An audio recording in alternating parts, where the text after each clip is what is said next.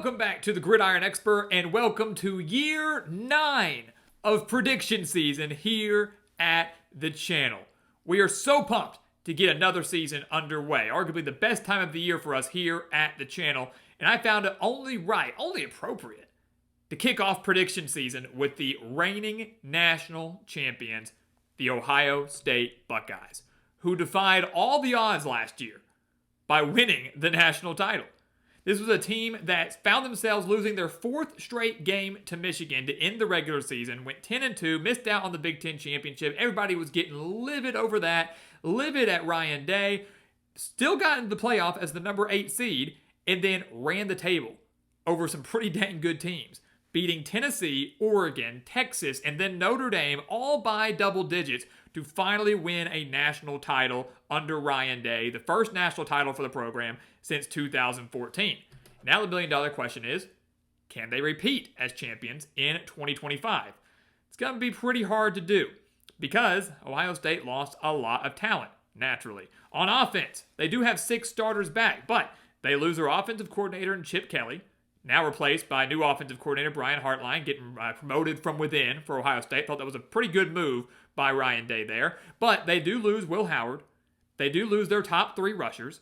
They do lose 1,000-yard wide receiver Emeka Egbuka, and they lose 3 offensive linemen. So tons of losses on the offensive side of the ball. They do, of course, return arguably the best player in college football, and that is wide receiver Jeremiah Smith, who had over 1,300 reception yards and 15 touchdowns last year. They also return Carnell Tate, who had over 700 reception yards last year. And they do bring in quarterback Julian Sayin, kind of the quarterback in waiting for Ohio State. 5-star recruit out of high school. A lot of hype, a lot of anticipation in Columbus for this guy. How he fares will really dictate how Ohio State's season goes. But a lot of hype surrounding Sayin, and for what it's worth, I do believe he'll do just fine. Defensively, going to take a bit of a step back as well. It's kind of hard to repeat as the number 1 defense in the nation. That's what the Buckeyes had in 2024, giving up just 254 yards per game and only 12.9 points per game. They were absolutely unbelievable on that side of the ball. But now they lose legendary defensive coordinator Jim Knowles, who made a surprising move by leaving Ohio State to go to Penn State, staying in the Big Ten. So a pretty big shock there. They replace him with Matt Patricia. Pretty good replacement as well. Former head coach of the Detroit Lions. Won a few Super Bowls as defensive coordinator with Bill Belichick and the Patriots. So pretty good pickup by the Buckeyes as defensive coordinator. But they do lose 8 of their 10 tacklers from last year, including all 4 on the defensive line. So some major questions up front.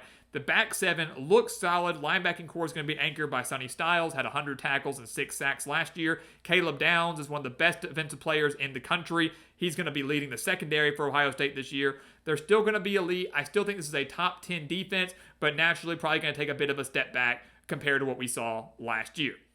So let's take a look at Ohio State's schedule. We've got a lot coming up. Pretty tough schedule for the Buckeyes in 2025, right? I mean, you look at it up front. Texas in the opener. Penn State in November, Michigan in November, and then some tricky road games in there as well. Washington should not be overlooked. Illinois should not be overlooked. This is going to be an interesting year for Ryan Day and the Buckeyes. Expectations as high as ever, but let's start in week 1. Arguably, maybe the game of the year. That's hard to say coming into week 1. Definitely the game of week 1, that's for sure, and it's a crime, a shame that this is a game being played in the big noon kickoff slot. This should be prime time, man. I'm telling you. This should be the night game on the opening Saturday of football. And instead, we're getting it at 11 a.m. It's really unfortunate for the Ohio State fans that are getting to host this game. Unfortunate for fans across the country that are going to have to watch this earlier in the day, not later in the day. But regardless, this is a chance to be a matchup between the number 1 and number 2 team in the country, or number 1 and number 3. This is, without a doubt, a top 5 matchup to kick off the year.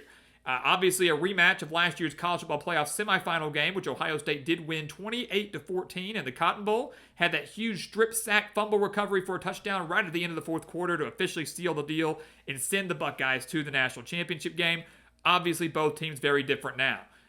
It was Will Howard versus Quinn Ewers last year. Now it's Julian Sayin versus Arch Manning, who's getting tons of hype surrounding him for the Longhorns this season. You've got the defensive mind of Matt Patricia going up against the great offensive mind of Steve Sarkisian. The Longhorns, obviously, all the talk is about Arch Manning and how well he's going to do, and everybody kind of eyes on him. But I want to focus on their defense a little bit. I think the offense will be fine. I think Manning's going to play well, and I think they've got a lot of offensive weapons to go along with him. But the Texas defense is salty, man. 7 starters coming back, loaded at all 3 levels. Going to be really, really fun to watch. Love their defensive line, especially. Going to be really interesting to watch in 2025. So in this game, you look at this. Battle in Columbus, I like to typically go with the team that has home field advantage. I really, really do. But I'm going to have to go against myself now. This, to me, is a toss-up game. This is a toss-up game between Ohio State and Texas. But I look at this and I go, all right, I like Arch Manning just a little bit more. Slightly more experience than Julian Sayin. And I think he fits the mold perfectly for Steve Sarkisian's offense. So while Ohio State may have better weapons, Jeremiah Smith, I think Texas has the better quarterback in Arch Manning. I do think Texas has the better defense coming into this game. A lot more experience and depth on the defensive side of the ball right now. Factor in that Ohio State's breaking in 2 new coordinators, and this is the opponent they have to do it with, Texas. I just don't like it. I think Texas comes into Columbus and wins this game. I think they find a way to pull off the win. I lean slightly to Longhorns. Would not be surprised in the slightest to see Ohio State win, but I like Texas' experience just a little bit more. I like the consistency at the coaching positions just a little bit more. The Longhorns come in, avenge their loss in the semifinals from last year. Ohio State drops to 0-1. Not very rare, or not very often that you see that, but there's no need to freak out. They're going to bounce back with 2 straight wins. They'll beat Grambling. They'll beat Ohio. They're 2-1. They come into Big Ten Conference play, and I think they win their next 2. They beat Washington. They beat Minnesota. They're 4-1. Washington is not a team that they should overlook. Huskies could be a little bit dangerous in the Big Ten this year. This is actually Ohio State's first trip to Seattle since 2007. But they've also won 20 straight games after a bye week. So they've got that going for them. Off a bye week, they go to Washington. They're pretty dang good off the week of rest. I like Damon Williams a lot for the Huskies. I like their defense quite a bit too, with a very strong secondary. But ultimately, Ohio State going to be too much. And by the end of September, this is a team that is going to start gelling. Julian Sayin's going to find his footing. The coordinators are going to finally get what they want out of these players. Texas, not ideal to kind of enter the season with. Not a great way to kick off season, work out the kinks. They work them out against Grambling. They work them out against Ohio. By the time Washington rolls around, this team should start gelling quite a bit. So they beat Washington. They beat Minnesota, as we mentioned. Minnesota's going to be a solid team this year, but not enough to come into Columbus and win. Then you go on the road to Illinois. On the road to Illinois, that's a trap game if I've ever seen one. Fighting Illini have 19 starters back from a team that won 10 games in 2024. They're a dang good football team. But here's the thing. They won 10 games last year. They really didn't beat anybody. Illinois' best wins were on the road at Nebraska, who won, 7 games? 7-6? Won that game in overtime. They beat a Michigan team who was struggling when they played them. Michigan got hot at the end of the year, as we know. And then they beat South Carolina in their bowl game. Not to discredit anything Illinois did, but they weren't exactly world beaters in 2024. So you got that going for them, plus the fact that this will be Illinois' 7th straight game. And they'll play some tough ones. They've got to go on the road to Duke. They've got to go on the road to Indiana. They've got to play USC. They're going to be a little bit beat up. Battle-tested, sure, but beat up after 7 straight games. Ohio State a little bit more rested. I think the Buckeyes come in. The game's closer than some think. But they do beat the Fighting Illini, and the Buckeyes avoid the trap. They avoid the upset. They then go on the road for the 2nd straight week at Wisconsin. They will win that game. They've won 10 straight against the Badgers. Wisconsin not really panning out very well under Luke Fickell like I thought they would. 5-7 last year. Could be in for a world of hurt again this year. They win that game. They're 6-1 going into their bye week. Things looking pretty good. 6 straight wins after that loss to Texas. Then the big one. Right out of the bye, Penn State. Arguably the 2 best teams in the Big Ten.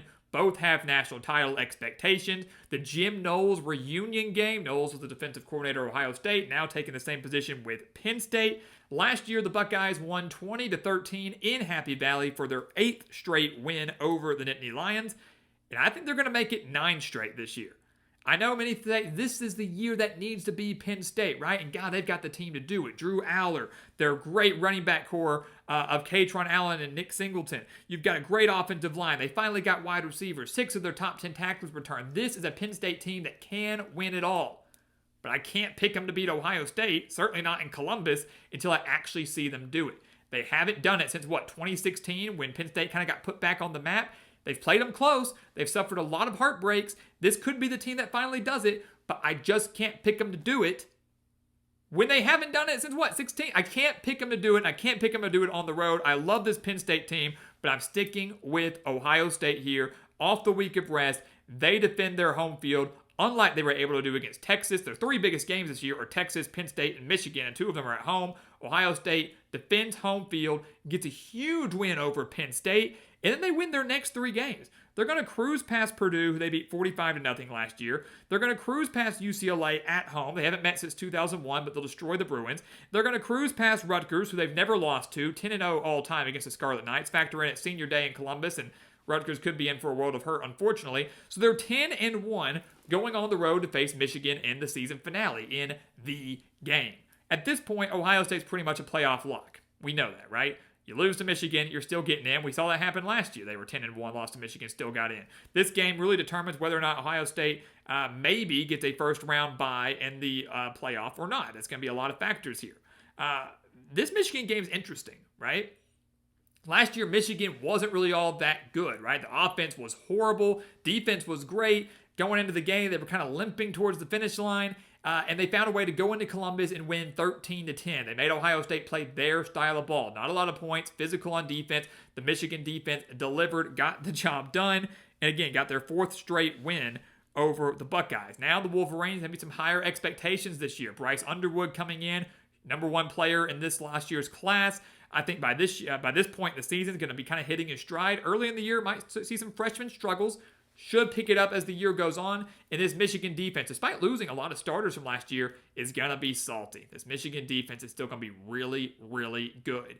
And similar to my logic with the Penn State game, I have a hard time picking Ohio State to now go into Ann Arbor and beat what I think is going to be a better Michigan team than we saw last year when they haven't won in 4 years. Michigan right now has Ohio State's number. There is no denying that. To now ask an Ohio State team who I think takes a little bit of a step back to go on the road and beat a Michigan team who I think takes a step forward, I just can't do it. This Michigan defense held Ohio State to 252 yards last year. This Michigan defense could do that again this year. If you shut down Jeremiah Smith, I'll be very interested to see how Julian Sayin reacts. Michigan, I know Ohio State fans will hate it, Michigan wins their 5th straight game over the Buckeyes. Ohio State goes 10-2, but 8-1 in conference play. Michigan will be their only conference loss. 8-1 could be good enough to get them into the Big Ten Championship. It comes down to what Penn State does. They'll obviously have a loss to Ohio State here. What Michigan does, what Oregon does, could see an interesting tie-breaking scenario for who gets into that Big Ten Championship. But 10-2, 8-1 for the Buckeyes. Starting the season with a loss, ending the season with a loss, but should be good enough to get them back into the college football playoff, where they will begin their quest for back-to-back national titles. So guys, as always, thank you so much for watching us here at the Gridiron Expert on YouTube. Make sure to continue to like, comment, subscribe, share our videos. Check out everything down in the description below. That includes our expert picks, some of the best college football and NFL spread picks in the entire country. Also includes our weekly newsletters and tons of exclusive content to help you get through this season, because this is the place for you. If you love college football, this is the place for you. Become a member of our GE Nation today. And once again, as always, thank you so much for watching, and we'll see you next time right here on the Gridiron Expert.